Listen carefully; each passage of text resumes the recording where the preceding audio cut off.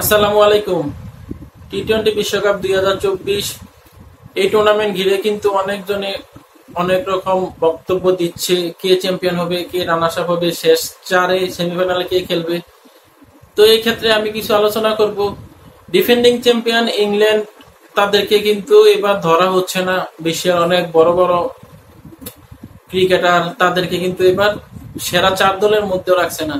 তাই মনে করি তারা এবার পাকিস্তানের সাথে যেই দলটা দিয়েছে বা সেরা একাদশ, তারা কিন্তু ডিফেন্ডিং চ্যাম্পিয়ন। আমার মনে হয় তারা এবারও চ্যাম্পিয়ন হবে। কারণ আপনি যদি তাদের আইপিএল এর রিসেন্টলি যে ফর্ম বা পাকিস্তানের সাথে একটা ম্যাচ যেহেতু খেলছে আর 2টা পরিত্যক্ত হয়েছে, সেই পাকিস্তানের সাথে যে ফর্ম, সেই ফর্ম যদি আপনি হিসাব করেন তখন কিন্তু ইংল্যান্ডকে ফেলে দেওয়া যাবে না। ওপেনিং এ যদি জস বাটলার, ফিল সল্ট নামে, অন ডাউনে কিন্তু উইল জ্যাক, 2 ডাউনে জনি বেয়ারস্টো। তো টপ অর্ডার কিন্তু তাদের 4টা একবারে বিশ্বের ভাগা ভাগা ব্যাটসম্যান। তারপরে মিডল অর্ডারে যদি আমরা ধরি, মঈন আলী গত ম্যাচে আগে নেমেছে, হ্যারি ব্রুক আছে, লিভিংস্টন আছে।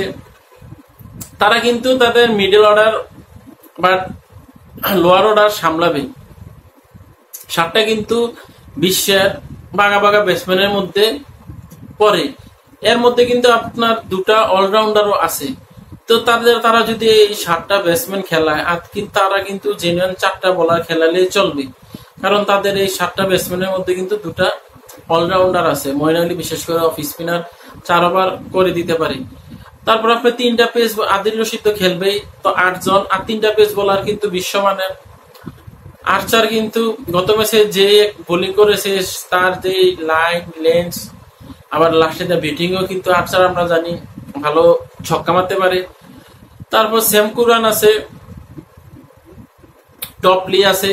তো তাদের যে বিশ্বমানের ব্যাটিং লাইনের পরে কিন্তু আপনার বোলিং লাইনটাও কিন্তু আর্চার আসাতে, জাফর আর্চার আসাতে কিন্তু অনেক শক্তিশালী হয়ে গেছে। তো এরকম একটা দলকে কিন্তু আপনি ফেলে দিতে পারবেন না। আমরা জানি কাউন্টি ক্রিকেটে কিন্তু আদিল রশিদ ওপেনিং করছে, আর সেমকুরান কিন্তু এবার রিসেন্টলি আইপিএল এ 1 ডাউন 2 ডাউন ওপেনিং এ টপ অর্ডারে খেলেছে। তো তারা কিন্তু আপনি ফেলে দিতে পারবেন না। তারা যদি যদি আমরা ব্যাটসম্যানের কোটায় ধরি, তারা কিন্তু 9টা ব্যাটসম্যান। তো বিশ্বের যে কোনো দলের সাথে কিন্তু তারা 200 প্লাস রান করার সামর্থ্য রাখে। তো ইংল্যান্ড দল কিন্তু গতবারে টি-20 বিশ্বকাপেও তারা চ্যাম্পিয়ন হয়েছিল। তো এবার কিন্তু আমার মনে হয় তারাই ডিফেন্ডিং চ্যাম্পিয়ন হিসাবে খেলবে, তারাই মনে হয় চ্যাম্পিয়ন হবে। আর তাদের সাথে ফাইনালিস্ট কে হবে? তা আমার মনে হয় তাদের সাথে ফাইনাল হয়তো বা অস্ট্রেলিয়ায় খেলবে। কেননা অস্ট্রেলিয়াও কিন্তু ইংল্যান্ডের মতো প্রায় সেম ক্যাটাগরির দল, একটা ব্যাটসম্যান তাদের শর্ট। কারণ ইংল্যান্ডের যেই লাস্টে দিয়ে অলরাউন্ডাররা ব্যাট চালাতে পারে, অস্ট্রেলিয়ার মিচেল স্টার্ক, প্যাট কামিন্সও কিন্তু চালাতে পারে একটু কম ওদের হিসাব করলে।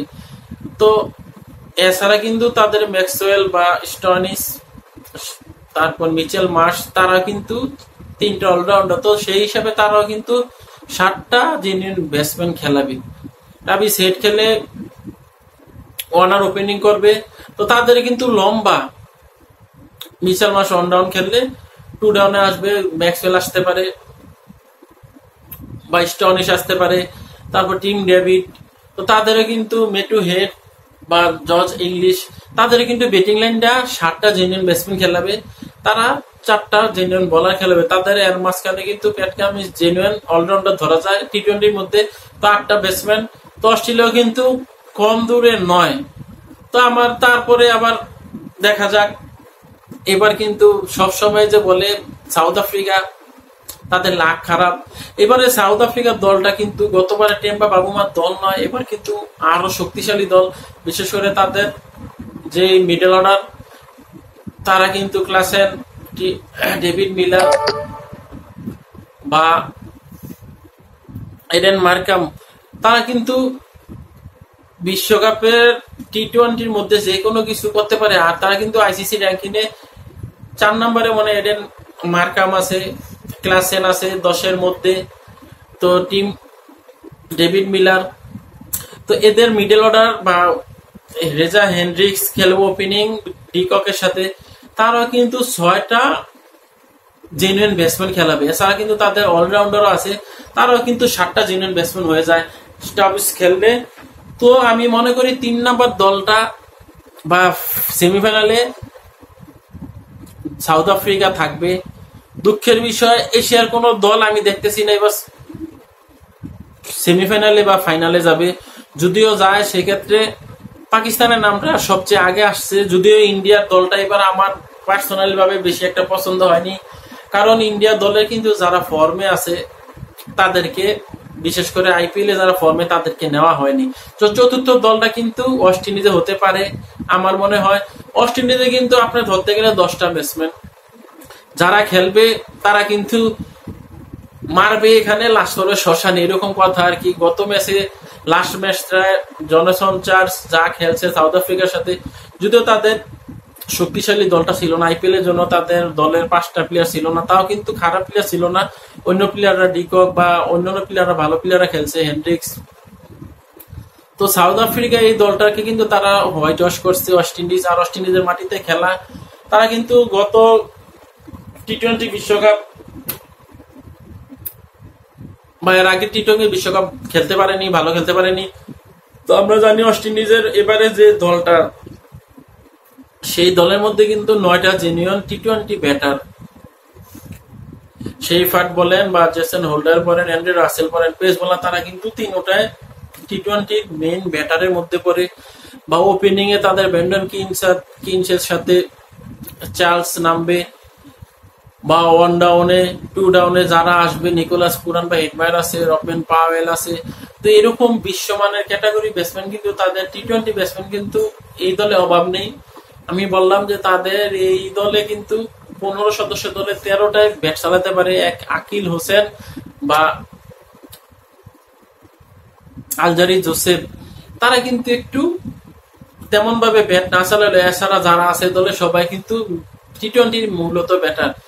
তো অস্ট্রেলিয়া, ইংল্যান্ড ফাইনালিস্ট আমি আশা করি এরকমই হবে।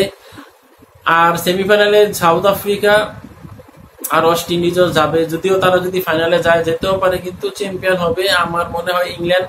আর ইন্ডিয়া কিন্তু করোনা ভাইরাসের যে 2020 সালে যে টি-20 বিশ্বকাপটা, সেটা কিন্তু 20 সালে করোনার জন্য হয়নি। তারপর কিন্তু 2021 সালে সেই বিশ্বকাপটা হয়।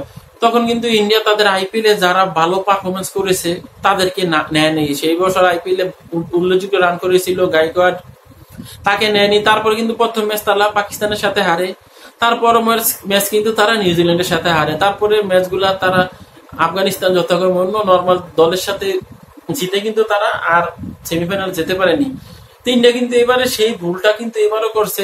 বিশেষ করে নাম বলবো না, কয়েকটা প্লেয়ার কিন্তু ফর্মে নেই। কোটা হিসাবে বা সিনিয়র হিসাবে বা ভোটের কোটা হিসাবে বা যারা সিলেক্টর তাদের পছন্দ হিসাবে কিন্তু তারা খেলতেছে, যেটা বাংলাদেশে হচ্ছে। কারণ ইন্ডিয়া দলে কিন্তু এই মুহূর্তে হার্দিক পান্ডিয়ার যে ফর্ম, তার কিন্তু খেলার কথা না। কারণ আইপিএল এ রিসেন্টলি যারা তার চেয়ে কিন্তু ভালো পারফরমেন্স করছে অন্য বলার অলরাউন্ডারও আছে। তারপরে বিশেষ করে মোহাম্মদ সিরাজ, তার অবস্থা বা তার ফর্ম কিন্তু যা ইচ্ছা তাই, তাও কিন্তু সে 3টা জেনুইন পেস বোলারের মধ্যে একটা কিন্তু মোহাম্মদ সিরাজ। তার মানে কি, সে প্রত্যেকটা ম্যাচে কিন্তু খেলবে, চান্স পাবে। তো এরকম অফর্মে থাকা প্লেয়ার কিন্তু আরো আছে, বিশেষ করে অধিনায়ক রোহিত শর্মা বা সূর্য কুমার, তারা কিন্তু রিসেন্টলি আইপিএল এ খারাপ ফর্মে ছিল।